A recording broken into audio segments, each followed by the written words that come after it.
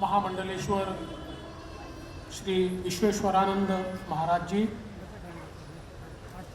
ज्यांच्या संकल्पनेतून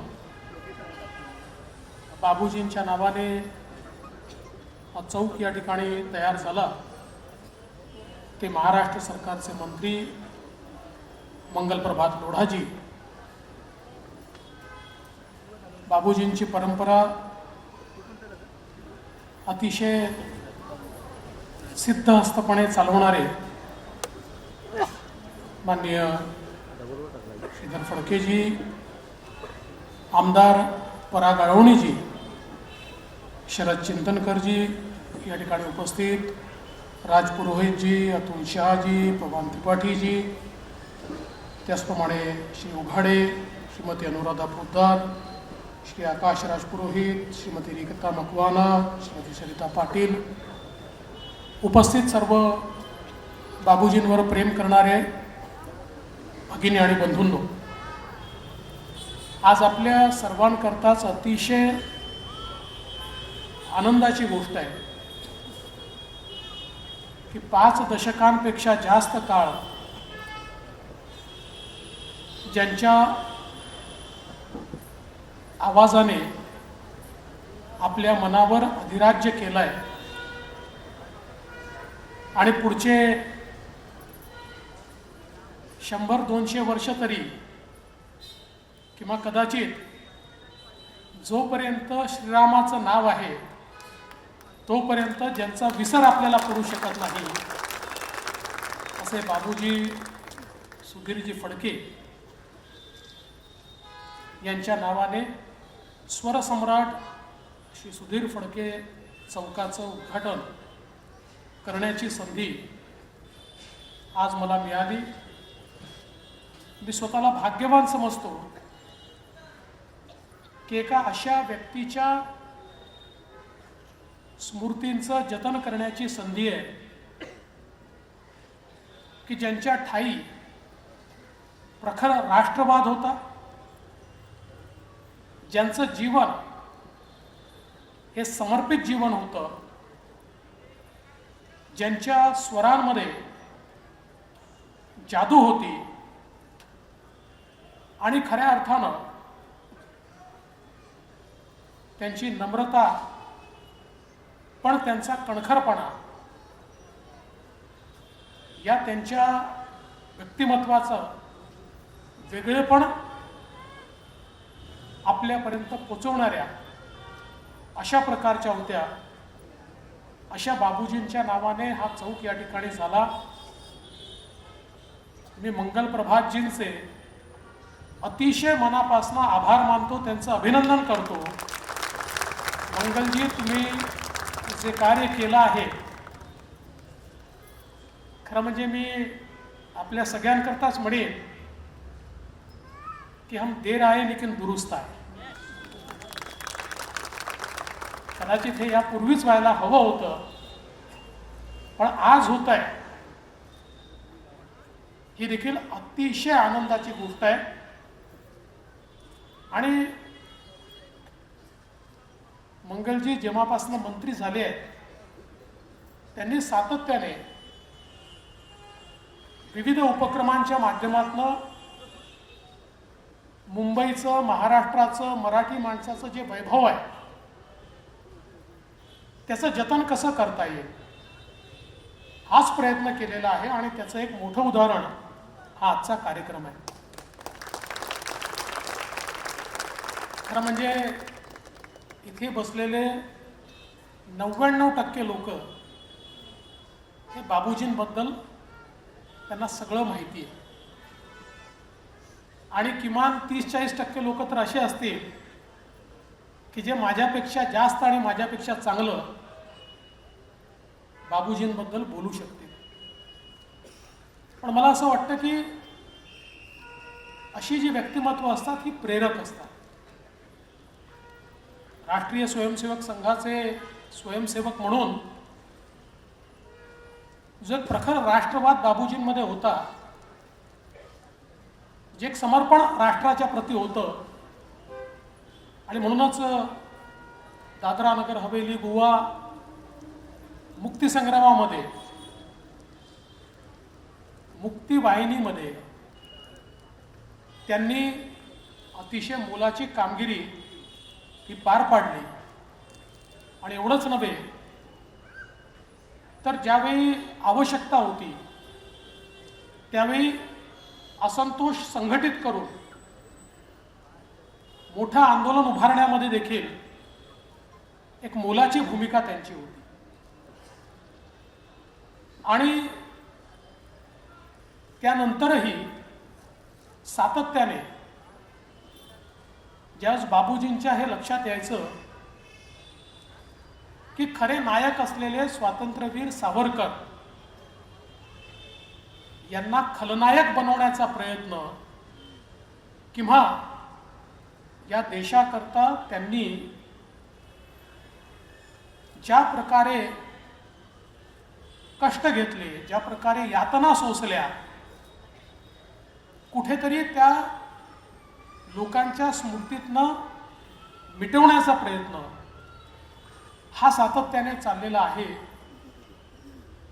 त्यावेळी त्यांनी आपलं सर्वस्व पणाला लावून स्वातंत्र्यवीर सावरकर काय आहेत,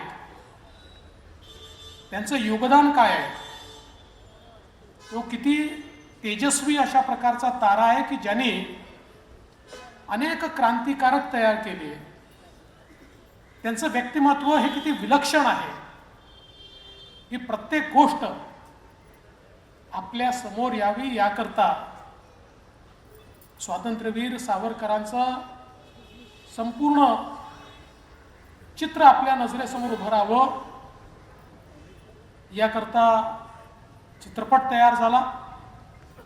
आणि खूप कष्ट बाबूजींना त्याकरता घ्यावे लागले, सर्वस्व पणाला लावावं लागलं. पण मला असं वाटतं की ते अशा मंतरलेल्या पिढीचे सदस्य होते की ज्यांनी कधीही स्वतःचा विचार केला नाही, ज्यांनी केवळ समाजाचा आणि राष्ट्राचा विचार केला. आणि म्हणूनच हे कार्य देखील ते करू शकले. खरं म्हणजे मी जसं सुरुवातीला म्हणालो की गीत रामायणाने बाबूजी अजरामर झाले. गदिमा आणि बाबूजी यांनी गीत रामायणाची जी काही रचना या ठिकाणी केली आणि ज्या प्रकारे बाबूजींनी ते अजरामर केलं, मला असं वाटतं की आज इतके वर्ष झाले पण कधीही कुठल्याही वेळी गीत रामायण ऐकलं तर त्याचा गोडवा हा तसाच आहे. आणि अक्षरशः आज तर आपल्यासमोर टेलिव्हिजन आहे, वेगवेगळ्या प्रकारची टेक्नॉलॉजी आहे,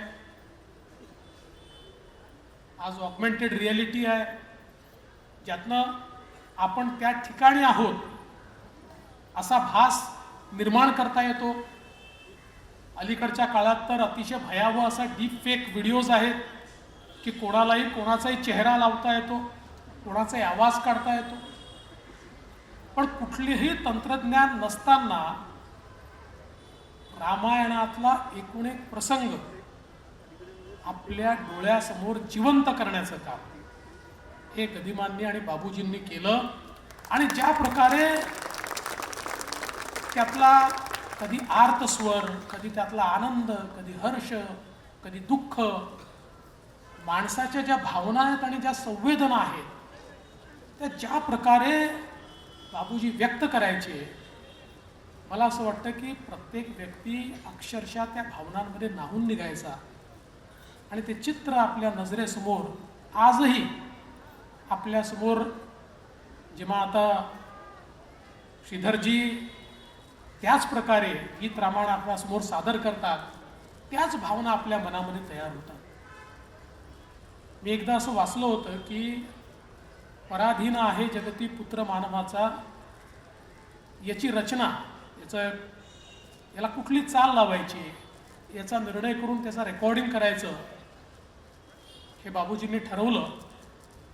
आणि अगदी वेळेवर त्यांना असं वाटलं की मी जो काही राग याला लावलेला आहे त्यातनं त्याची उत्कटता, त्याची आर्त भावना ही काही प्रगट होत नाही, आणि अगदी वेळेवर त्यांनी तो राग बदलला. ज्यांनी त्या ठिकाणी रचना केली होती त्यांना समजावून सांगितलं आणि 10 कडवे सलग त्या ठिकाणी त्यांनी रेकॉर्डिंग केलं. आणि आज आपण पाहतोय की अक्षरशः प्रत्येकाला असं वाटतं की आपल्या जीवनाशी संबंधित असा विचार या उत्कटतेतनं मांडला गेलेला आहे. आणि मला असं वाटतं की हेच खऱ्या अर्थानं त्यांच्या स्वरांचा जो जादू आहे तो यातनं आपल्याला पाहायला मिळतो. आणि म्हणूनच मला असं वाटतं की खरं म्हणजे बाबूजींबद्दल इतक्या गोष्टी आपल्याला सांगता येतील, पण अशा प्रकारची जी व्यक्तिमत्व असतात त्यांना आपल्याला आपल्या मनामध्ये जपायचं असतं. आणि त्यांनी ज्या भावना निर्माण केल्या आहेत, त्यांनी जे विचार निर्माण केले आहेत, त्यांनी ज्या प्रकारे दिशा आपल्याला दाखवलेली आहे, त्या सगळ्या गोष्टी पुढे नेण्याचं काम आपल्याला करायचं असतं. आणि म्हणूनच एखाद्या चौकाला जेव्हा आपण नाव देतो त्यावेळी केवळ ते नाव नसतं, त्या स्मृती असतात. त्यांनी तयार केलेली जी परंपरा आहे, त्यांनी तयार केलेलं जे वैभव आहे, हे पुढच्या पिढीला पोचलं पाहिजे, त्यांची आठवण राहिली पाहिजे, या हेतूनं आपण अशा प्रकारचं नामकरण करत असतो. मी महानगरपालिकेच्या वडे आणि त्यांच्या संपूर्ण टीमचं देखील अतिशय मनापासून अभिनंदन करेन की खूप सुंदर या ठिकाणी या संपूर्ण शिल्पाची रचना त्यांनी केली. मी याला शिल्प म्हणेन. अनेक वेळा नामकरण म्हणजे एक पाटी असते आणि त्या पाटीपेक्षा जास्त नावं नामकरणाला कोण उपस्थित होते त्यांची त्या ठिकाणी असतात. त्यामुळे अनेक वेळा ज्यांचं नाव दिलं त्यांच्यापेक्षा आमचीच नावं प्रॉमिनंटली दिसतात. पण मंगलजी, मला आनंद आहे की तुम्ही इथनं जाणाऱ्या प्रत्येक व्यक्तीची नजर एकदा तरी वळलीच पाहिजे अशा प्रकारची रचना या चौकाची केली. आणि खऱ्या अर्थानं स्वरसम्राटांचं स्वरतीर्थ अशा प्रकारे या चौकाची रचना झालेली आहे. त्याबद्दल तुमचं मनापासून अभिनंदन करतो. खरं म्हणजे परवाच मला स्वर्गीय श्री विक्रम गोखलेजी यांच्या नावाच्या चौकाचं उद्घाटन करण्याची संधी मिळाली. ही सर्व माणसं अशी आहेत की ज्यांनी खऱ्या अर्थानं आपल्याला समृद्ध केलं आहे. आणि आज तर प्रत्यक्ष बाबूजींच्या नावाचा चौक मी स्वतःला फार सौभाग्यशाली समजतो. आणि या चांगल्या कार्यक्रमाकरता आपण मला बोलवलं. एक गोष्ट अजून नमूद केली पाहिजे की मागच्या काळामध्ये